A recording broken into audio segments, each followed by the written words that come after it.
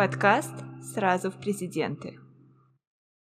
Привет-привет! Меня зовут Наташа Васильева, и это подкаст «Сразу в президенты», где мы обсуждаем вопросы иммиграции в США и поиска работы. Сегодня я поговорила с очень интересной собеседницей по имени Юля, которая переехала в США всего чуть больше года назад, но за это время она уже успела открыть свой собственный бизнес и канал на YouTube, при этом оставаясь на своей удаленной работе. История Юли необыкновенная, начиная с ее самого детства, поэтому я не буду вас больше задерживать. Приятного просмотра! Добро пожаловать! Привет-привет! Расскажи немножко о себе, как давно ты в США, когда ты эмигрировала? Всем привет! Меня зовут Юля, мне 28 лет. Я эмигрировала в Америку 1,5 года назад по лотерее Green Card. А сейчас я живу в Калифорнии, до этого я жила во Флориде. Классно! Ну давай начнем с самого начала. Расскажи немножко о своем детстве, в какой семье ты выросла, чем ты увлекалась, о чем мечтала. Я всегда была ребенком с большим количеством увлечений. Мне кажется, я попробовала в этой жизни все. И для моих родителей была очень важна учеба. Сколько себя помню, я до 9 класса была отличницей. Это всегда в семье очень поощрялось. И училась я в хороших гимназиях в основном. Это было в городе Сургуте. Там я училась в школе. И потом в 12 классе я даже поучилась в американской школе. Я выиграла программу обмена Flex и поехала в Миннесоту, здесь студентом по обмену. Помимо учебы, среди моих увлечений было, по-моему, практически все. Я занималась и публичной речью, и журналистикой, и я хотела быть врачом, и у меня постоянно это все менялось. Я училась в направлении химбио, также на физике, в общем, очень много всего было. Но в итоге я пошла на высшее образование по стопам своих родителей. Меня, можно сказать, склонили идти на ПГС. ПГС — это промышленное гражданское строительство. И я должна была быть строителем, инженером-строителем в 3-м поколении, так как у меня все бабушки, дедушки строители. Мама, папа у меня строители. Ну и я должна была продолжить эту благородную профессию. Я отучилась на бакалавриате в Санкт-Петербурге. Закончила университет по специальности промышленное гражданское строительство. Честно пыталась работать по этой специальности 2 года, но поняла, что обманывать себя больше не могу. Переквалифицировалась в финансы, и потом мы, наверное, позже уже поговорим о работе, которой я занимаюсь сейчас. Ну, так прошли мои школьные и университетские годы. Вау! Очень интересная история. Ты упомянула, что ты ездила в США по обмену, да, в школе. А расскажи, пожалуйста, как ты попала на эту программу? И ты сказала, что ты жила в штате Миннесота. Какие вообще у тебя были впечатления от США? Хотела ли ты вернуться после этого? Вообще задумывалась ли об эмиграции? Значит, программа Flex — это такая программа для школьников. Я точно не помню. По-моему, с 9 по 11 класс можно участвовать. Это для стран СНГ. Это финансируется Госдепом США. К сожалению, несколько лет назад Россия вышла из этой программы. То есть сейчас дети из России потеряли этот шанс. Но я ездила в 2013 году. Там прям такой серьезный конкурс. То есть первый этап отбора — это был тест на знание английского. Второй этап отбора — это мотивационное эссе. Третий этап отбора — это групповая игра, где твоя задача — показать свои лидерские навыки. И в итоге, я помню, вот со всего города нас 2 с мальчиком отобрали и отправили. Я не заплатила вообще ни за что. То есть эта программа финансировала абсолютно все: билеты, проживание в семье. Мне давали стипендию ежемесячно, там, по-моему, $150. Я училась в американской школе, и приемная семья оказалась у меня замечательная. Они мне все оплачивали. Хотя по правилам программы они должны были мне только кровать и 3-разовое питание. В итоге у меня была своя комната, они мне там дарили телефоны, платья и все такое. В общем, это просто была удача. И я ходила в школу вот в штате Миннесота. У меня на самом деле впечатления самые вообще положительные. Это очень сильно повлияло на мою жизнь в дальнейшем. И единственное, что мне было тяжело, это быть вот одной в этом обществе. То есть я до сих пор, кстати, так считаю, что американцы очень поверхностные, а я привыкла строить такие очень глубокие связи с людьми, и вот мне было как-то одиноко. А сам штат мне понравился. Несмотря на то, что там холодно, но так как я из Сургута, для меня это было даже тепло. Понятно, здорово. А получается, в семье, в которой ты жила, у них были дети? Да, там вообще такая интересная история. У меня очень интересная семья. Я, кстати, их называю часто мама и папа. И у меня спрашивают все, у тебя мама с папой живут в Америке, и мне потом приходится объяснять, что я просто считаю их мамой и папой, потому что они так ко мне относились. У них, помимо меня, еще 4 детей.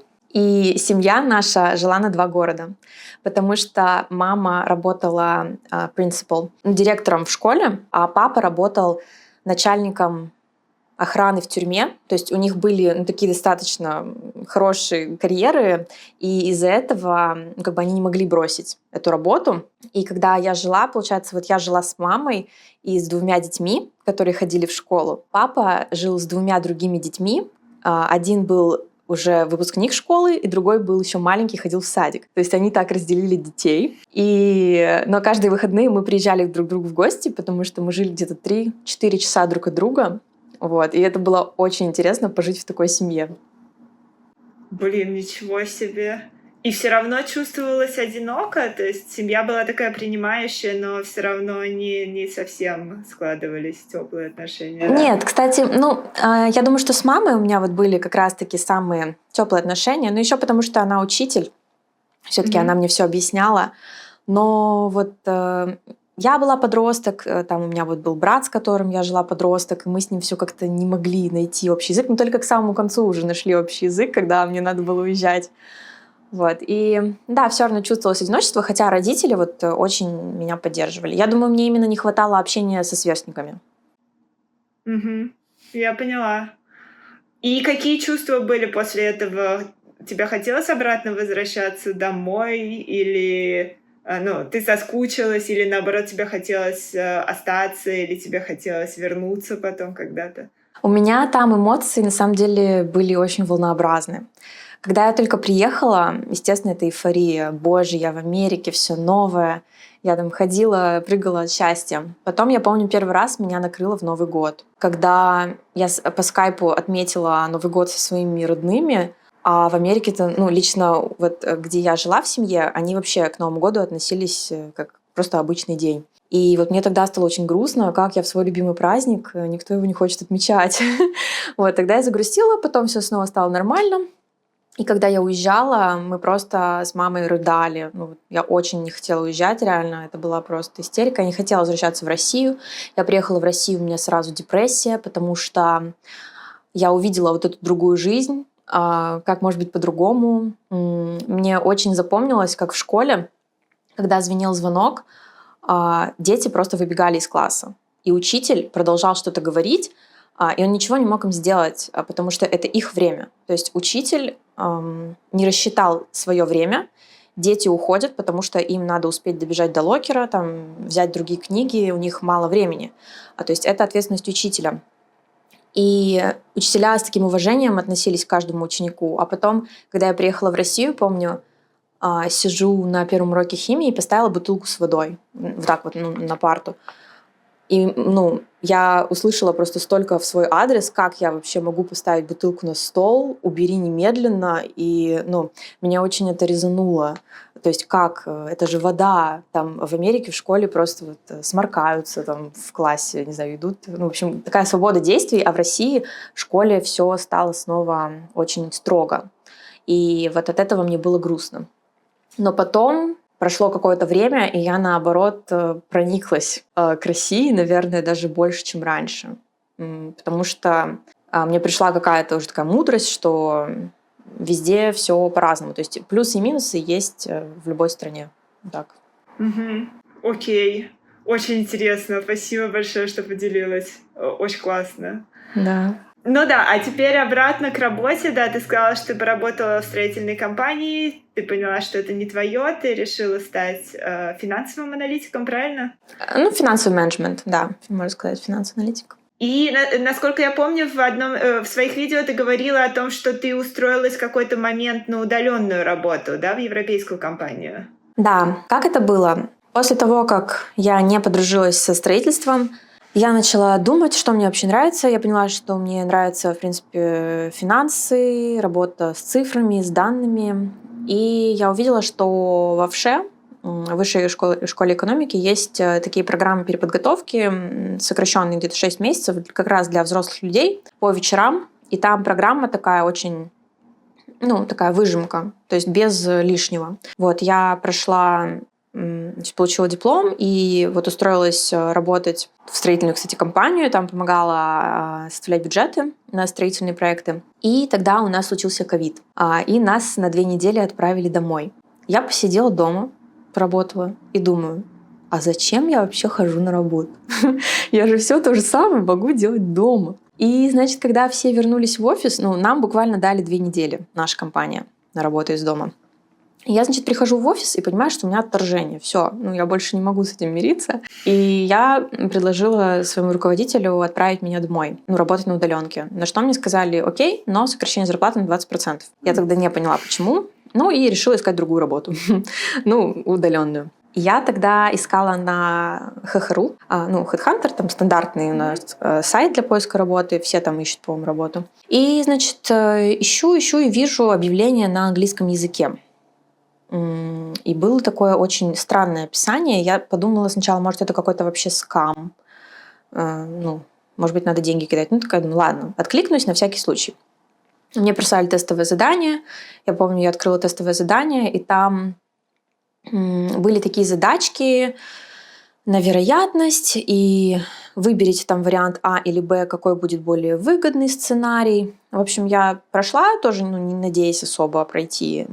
И так получилось, что я работаю в этой компании уже 3,5 года. В общем, эта компания испанская. Они занимаются электронной коммерцией. И когда я пришла в эту компанию, когда я устроилась в эту компанию, там работало всего 5 человек, но у руководителя была именно такая философия удаленной работы. То есть он уже много лет работает удаленно и дает ту же возможность своим сотрудникам. С тех пор, как я устроилась в эту компанию, она выросла в 10 раз. И по выручке, и по количеству сотрудников. Я считаю, что мне отчасти повезло попасть в такую компанию быстро растущую, и я увидела прямое влияние своей работы на рост компании. И, собственно, поэтому даже вот сейчас, переехав в Америку, я продолжаю там работать, потому что мою зарплату повышали тоже, соответственно, росту. То есть изначально мне платили как человеку, работающему в СНГ, там определенную сумму, то сейчас, несмотря на то, что есть возможность нанять такого же человека из СНГ, но так как я уже 3 года там работаю и участвовала во многих процессах, все знаю, руководитель с радостью просто поднял мою зарплату до уровня, соответствующего уровню США, и поэтому я продолжаю работать здесь, и мне хватает, в принципе. Блин, это очень здорово. Я тоже какое-то время работала в такой маленькой, можно сказать, полусемейной компании поначалу. Да, это очень классно видеть, когда ты можешь поговорить с собственником бизнеса, когда ты можешь непосредственно влиять на рост компании. Да, это очень, очень клево. Мы вот, кстати, недавно ездили в Сербию. В октябре это был у нас первый ретрит компании. До этого мы хотели, но все срывалось. То ковид, то там война, и мы все не могли съездить. А сейчас вот компания организовала ретрит, и мы все встретились в Сербии, то есть сидели все за одним столом, было очень прикольно. Супер! А компания сама в Испании, верно? Да. То есть зарегистрирована она в Испании, а фаундер находится в Испании. Но и склад также у нас находится в Испании. Но сотрудники все находятся в разных уголках планеты. А как их вообще искали? То есть почему он, допустим, начал искать в СНГ? Там много людей было из СНГ? Или он вообще искал по всему миру? Потому что маленькие зарплаты. Вообще изначально, когда я пришла, у него сотрудники были из Филиппин. Там, по-моему, еще ниже, там еще ниже зарплаты, чем в СНГ. То есть сначала он работал с ребятами из Филиппин, но потом он понял, что ребятам из СНГ можно платить не намного-то и больше, а работают они в 5 раз лучше. И поэтому тогда он начал хантить из СНГ. Я поняла. То есть там было много людей в результате из СНГ?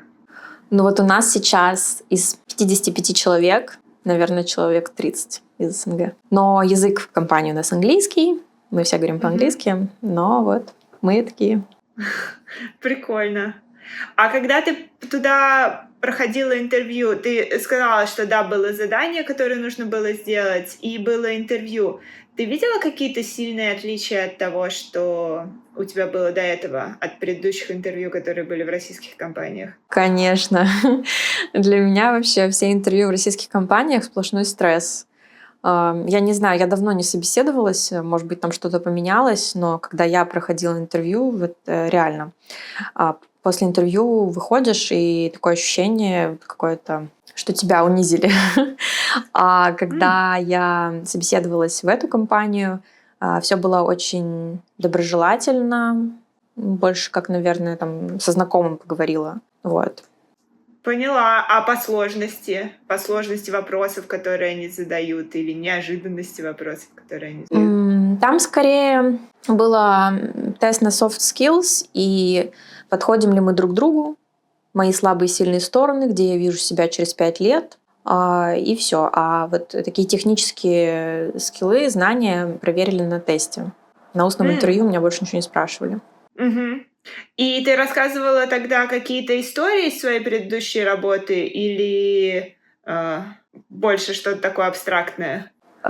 Честно, не все помню, но помню единственное точно. Мне потом руководитель говорил, что это одна из причин, почему он меня взял. Я рассказала ему ситуацию с тем, что мне предложили понизить зарплату на 20%, если я хочу работать из дома. И его это так задело, и он подумал, что если у меня уже был такой опыт, то я буду очень ценить работу у него. И так и получилось. То есть я вот по сей день не могу нарадоваться. У меня, кстати, абсолютно свободный график. То есть у меня из обязательных встреч, наверное, 2 встречи в неделю. Все. В остальное время за мной вообще никто не следит. У меня нет тайм-трекинга. Я делаю, что хочу. Это, конечно, немного расслабляет, но мы учимся совладать, как бы держать себя в руках. И да, он сказал, что это было одним из, наверное, решающих факторов посмотреть, что у меня уже был какой-то опыт, что я не выпускник, для которого это будет первым местом работы, потому что он считает, что если это твоя первая работа, ты можешь, допустим, не знать еще, как бывает в других компаниях, и не оценить того, что он предлагает. Как-то так. Это, может быть, звучит странно, но вот так у нас получилось. Как я сказала, что, мне кажется, это было такое стечение обстоятельств. Отчасти. Нет, это очень прикольно, на что люди обращают внимание, и да, что иногда абсолютно неожиданные вещи становятся решающим фактором. Общались вы с ним на английском, насколько я понимаю, 100%. И с английским, насколько я понимаю, после года учебы по обмену никаких проблем у тебя никогда не было. Да, у меня все спрашивают, Юль, как ты выучила английский? Я выучила его 10 лет назад, и с тех пор я просто его поддерживаю. Смотрю там все на английском, контент потребляю, мне достаточно. Ну да, я думаю, что за год в языковой среде и действительно можно очень хорошо язык выучить. Я сама училась год по обмену в Китае, и да, я понимаю, что такое полное погружение в среду. Круто. Ну и получается, ты сейчас до сих пор работаешь в этой компании. И расскажи вообще, ты сказала про зарплату, что зарплату тебе подняли под Америку, это очень классно.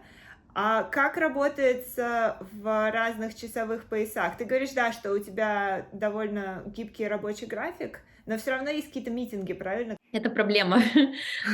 Но хорошо, что тут компания идет ко мне навстречу, и я сейчас занимаюсь достаточно вообще автономной работой. Я одна в своем отделе. У меня отдел, состоящий только из меня. Поэтому я в основном делаю всю работу самостоятельно. Единственное, у меня есть 2 встречи обязательных. Это вот одна встреча с моим менеджером. Она проходит по воскресеньям в 11:30 вечера. Я пошла на О, такие жертвы, да. И еще встреча есть раз в 2 недели, ну, где мы просто там обсуждаем прогресс по проектам. Она в 7 утра. То Мгм. есть не очень, конечно, комфортно, но я готова вот 2 раза в неделю там встать рано, лечь поздно, но зато все остальные дни я распоряжаюсь своим временем как хочу. Классно. То есть, получается, всего 2 встречи за неделю, даже 1,5, да? Да, даже 1,5. Классно. Да. Прям суперкомфортный график. А расскажи немножко, чем ты занимаешься. Сейчас моя позиция звучит как Business Development Manager. Начинала я с того, что анализировала продажи продуктов. То есть, как я сказала, компания занимается электронной коммерцией, и я первые 2 года подбирала прибыльные товары, я анализировала supply demand, там price elasticity, вот это вот все, прогнозирование, сколько стока нам надо закупить, анализ инвентаря, а потом, ну, я прогрессировала, и сейчас я занимаюсь тем, что, блин, это так сложно объяснить. В общем, все, что приносит дополнительную прибыль компании. То есть это больше такая проектная работа. То есть мне вот скажут: Юль, у нас, например, мы сейчас занимаемся одной категорией товаров, мне скажут: Юль, надо вот изучить вот эту категорию товаров. Сможем ли мы ее продавать? Какая нужна документация? Как с таможней? Где закупать? И то есть я беру этот проект и вот начинаю его изучать. Или конкретно сейчас мне сказали: Юль, нам нужно масштабировать бизнес в Японии. И вот сейчас я занимаюсь тем, что изучаю, какие там правила импорта в Японии, что мы можем туда поставлять, что не можем. Вот как-то так.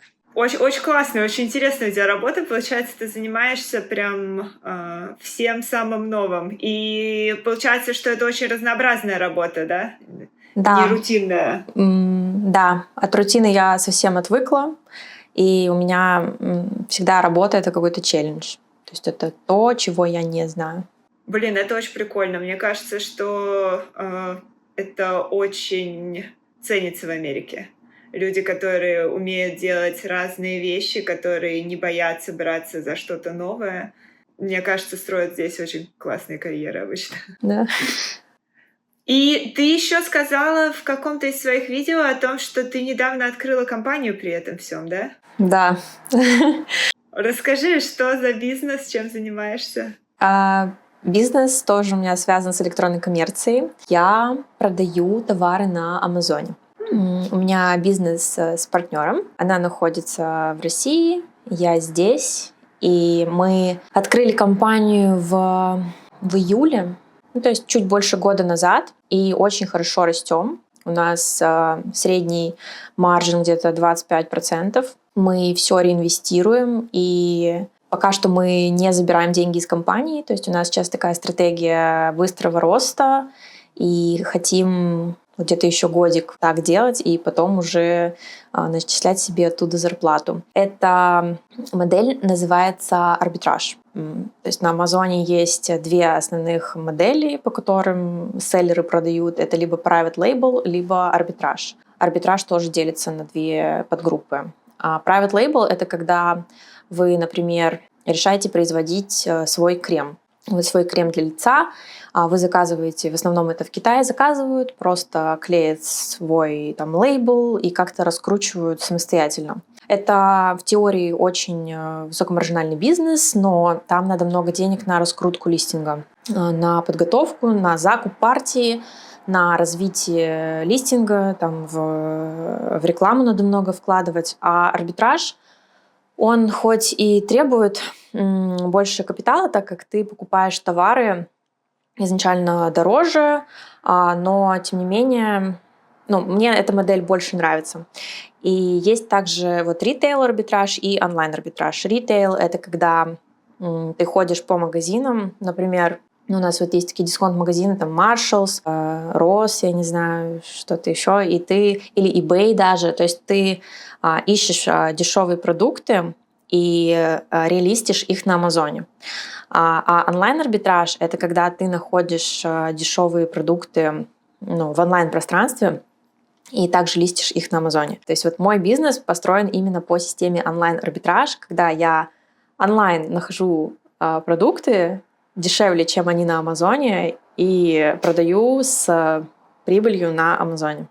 Ой, ничего себе. Я слышала, что Amazon хотел в какой-то момент делать match price. То есть, если, допустим, покупатель находит где-то дешевле, они мэчат цену. Мне кажется, они этого не сделали, в какой-то момент отказались, но они об этом думают все еще.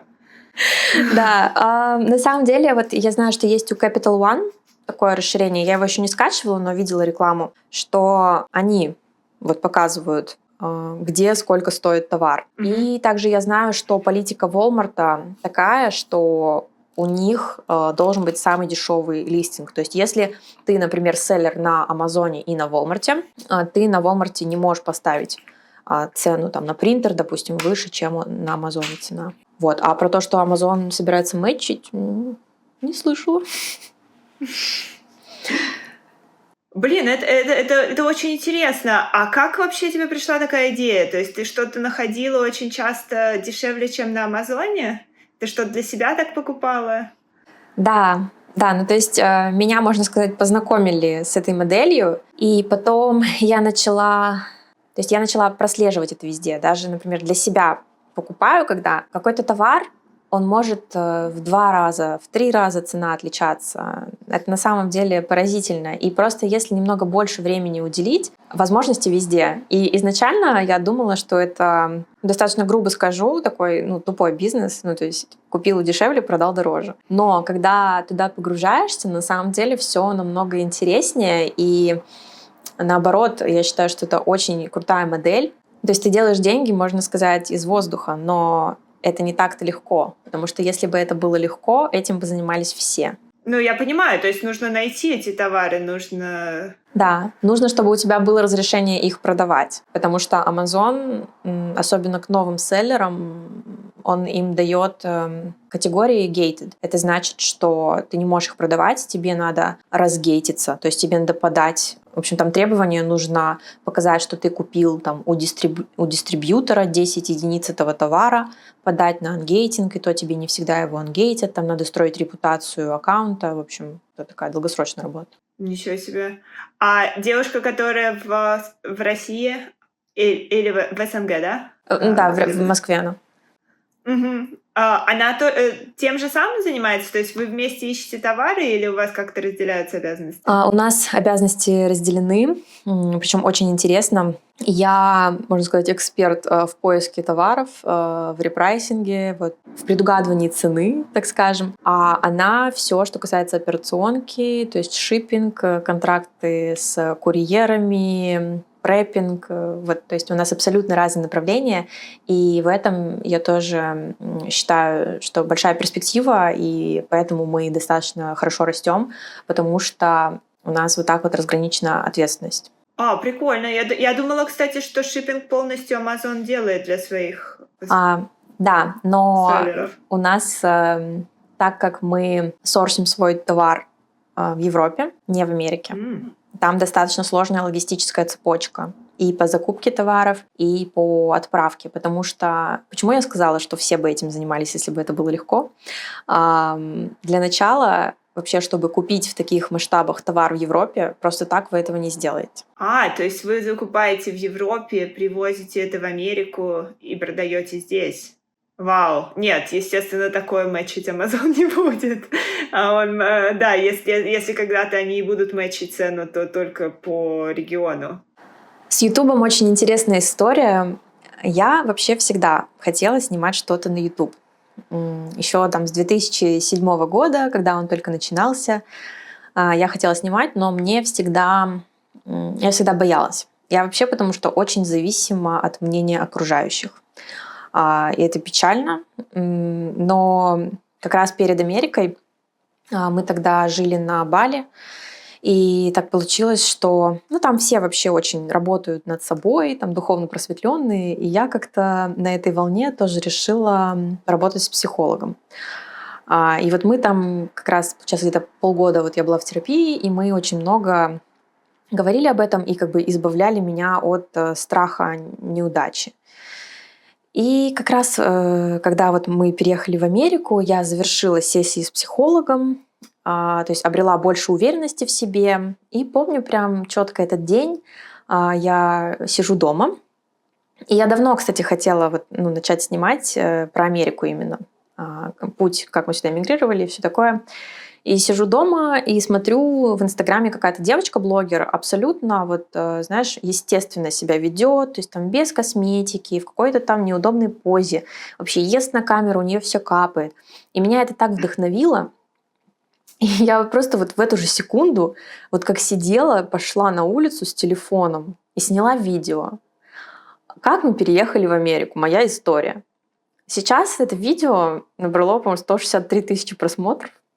Абсолютный вообще рекорд на Ютубе. У меня сразу пошли подписки, у меня сразу пошла монетизация на Ютубе. И я очень жалею, что я долго боялась. То есть надо было сразу начинать, и это все круто. Сейчас, кстати, я повторяю немножко эту историю. Наверное, опять пора к психологу, потому что я хочу еще попробовать англоязычный YouTube-канал.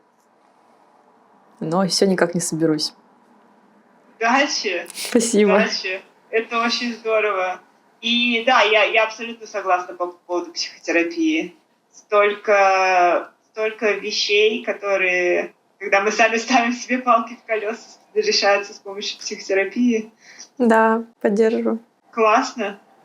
Ну и напоследок я хотела спросить, я видела, что ты собираешься начать собеседоваться или начала уже собеседоваться в Америке. Расскажи, почему это просто из интереса или ты думаешь о том, чтобы поменять работу и как вообще проходит? Причины на самом деле две. Первое — это то, что я хочу сделать контент для Ютуба. Мне кажется, это очень интересно было бы посмотреть. Я хочу сделать что-то типа статистики. То есть я откликнулась там 100 раз, пособеседовалась 10 раз, и мне прислали один оффер. И как это выглядело? То есть чтобы для тех людей, кто сюда ехал, чтобы они понимали, какой сейчас вообще рынок.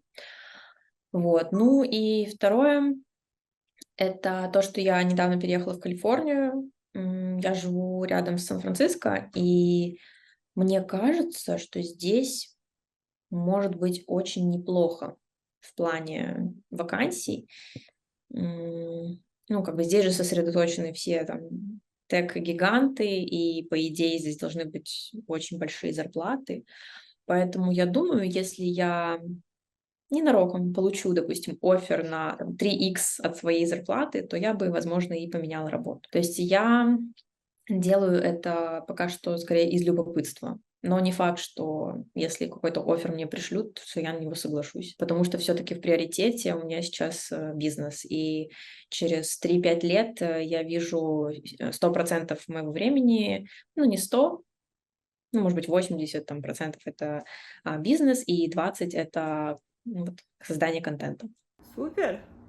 Очень здорово.